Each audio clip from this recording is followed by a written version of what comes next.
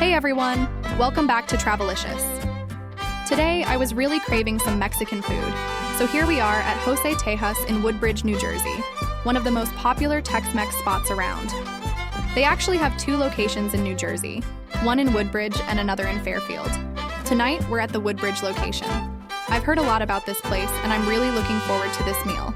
I'll be taking you with me every step of the way, from the wait to the food and everything in between. Oh, and before we head inside, happy Women's Day to all the amazing women out there. Hope you're celebrating with great food, fun, and good company. First things first, this video is not sponsored. But hey, if José Tejas sees this and wants to sponsor me, I'd definitely say yes, because I love Mexican food. Before stepping in, let's take a quick walk and talk about the history of this place. Every restaurant has a story, and José Tejas is no exception. And this all traces back to the legend of José Creole, a man whose real name nobody really knew. In the mid-1930s, José left his native Mexico and settled near Lake Charles, Louisiana. He set up a tiny cafe, cooking the aromatic delicacies of his homeland. But he didn't just serve food, he listened. He asked locals what they liked, what they cooked at home, and then blended their flavors with his own. His true genius came to life on Sundays. While the cafe was closed, his kitchen was alive with experiments. Mexican met Cajun, Creole met soul. He'd ring the bell, and neighbors would come to taste his creations. Their reactions shaped his recipes, and his legend grew. Today, José Tejas carries on his legacy of bold flavors and fresh ingredients. Let's head inside and see if this place truly lives up to its reputation. Wow, look at this crowd. It instantly reminds me of Fiesta de Reyes in San Diego's Old Town. The lively energy, the festive vibe, it's all here. If you haven't watched my San Diego travel series, make sure to check it out on my channel. José Tejas has a rustic, vibrant, and energetic atmosphere, transporting you straight to a bustling Tex-Mex cantina. The warm, dim lighting, wooden accents, and Southwestern-inspired decor create the perfect balance of cozy and lively. With colorful flags, vintage signs, and artistic murals, the place is bursting with character. The energy here is contagious. Definitely a great spot for a fun night out with friends or family. All right, first things first, let's put our name on the reservation list. So, as expected, there's a long wait. We put our name in at the counter and they told us it would be 1 hour to 1 hour and 20 minutes. No problem, right?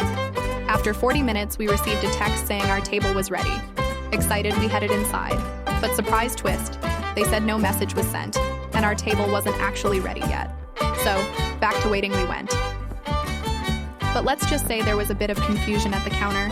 When we showed the message, it didn't match their system, and our name was still further down the list. Definitely a little unexpected. Now, I totally understand. When a place is this busy, things can get hectic.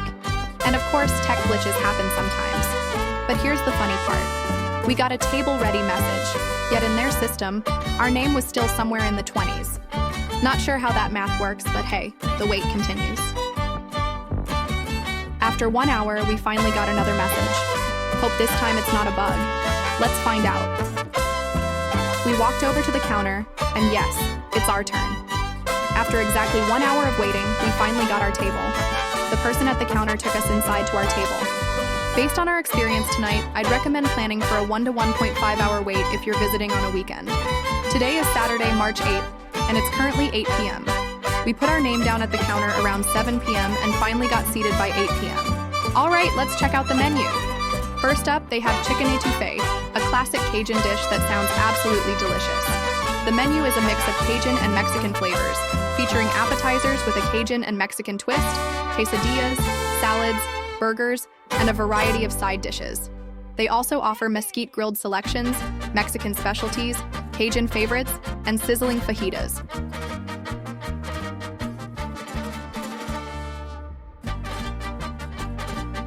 And for drinks, you'll find margaritas, tequilas, sangria, and wine.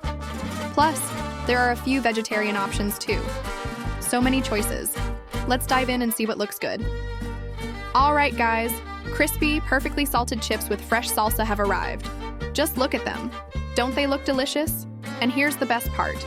You don't even have to order these. They're free and unlimited. Yep, they'll keep refilling them as many times as you want. Now, fun fact, I love chips and salsa. In fact, my go-to order at Chipotle is always their chips and salsa. But here's how these are different. Chipotle's chips can be a bit oily sometimes, but let's be real, I still love them. José Tejas' chips? Free. Unlimited. Unlike Chipotle, where you have to pay extra. So yeah, if you're a chips and salsa fan like me, you're gonna love this. The person who took our order was fantastic. Super patient, super friendly, and he even recommended some great margaritas. He suggested the mango spicy margarita and another house special margarita. Both were amazing. Sweet, tangy, with just the right amount of spice. And the best part? He was so attentive, constantly checking if we liked the drinks, if we needed anything else. After the not-so-friendly experience at the counter, this was a refreshing change. Loved the service. All right, now that we're settled in, here comes our first dish. The queso dip, a hot, spicy cheese dip loaded with fresh jalapenos, red and green peppers, and diced green chilies. It was super cheesy, and if you're a fan of rich, melty cheese dips, this one's a must-try. It also had small bits of broccoli, carrots, and other veggies, adding a nice little twist to the texture. But for me, well, I'm not much of a cheesy dip person, so it was just okay. My rating? 3 out of 10.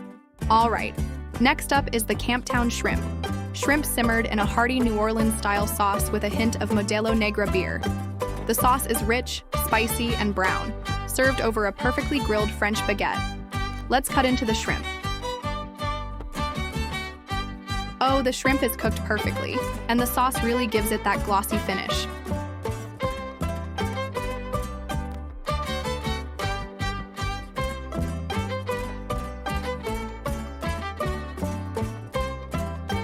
Now let me tear off a piece of that bread. The ciabatta bread was toasted just right, nice and crisp. Now let's dip it into that sauce and give it a taste.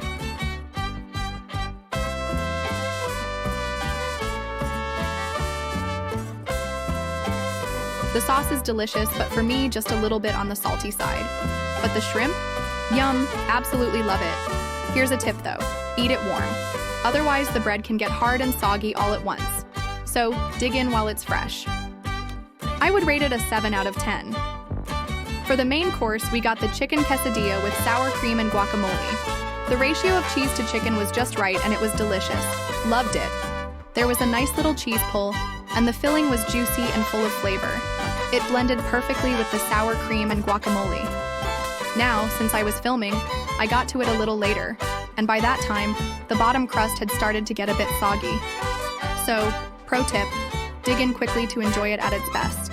I would rate it an 8 out of 10.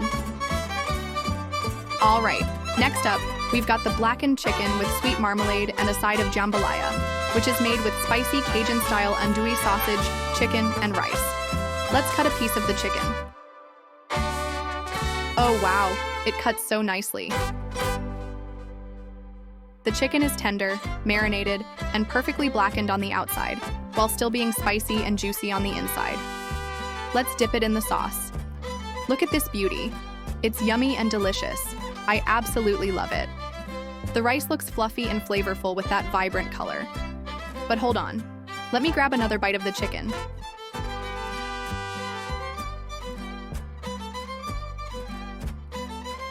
Oops, the chicken slipped into the marmalade sauce. We rescued it. Crisis averted. Now let's try the jambalaya.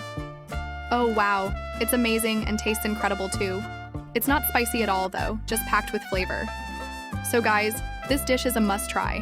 Highly recommend it. I would rate it a 9 out of 10. So overall, José Tejas is a great spot for Tex-Mex, but be prepared for long waits and maybe some reservation confusion. The food? Amazing. The vibes? Fun. The service? Started off rough but ended on a high note. Our bill was around $92 along with the tip. As we were heading back after dinner, I noticed something interesting. The place was way less crowded. So if you want to avoid long waits, I'd say come after 9 p.m. From 6 to 8 p.m., it's super packed, but after 9, it definitely clears out a bit. And just so you know, on weekends, the restaurant closes at 10:30 p.m. So if you're planning a visit, maybe aim for that later slot for a more relaxed experience. If you enjoyed this video, don't forget to like, comment, and subscribe to Travelicious for more fun food and travel content.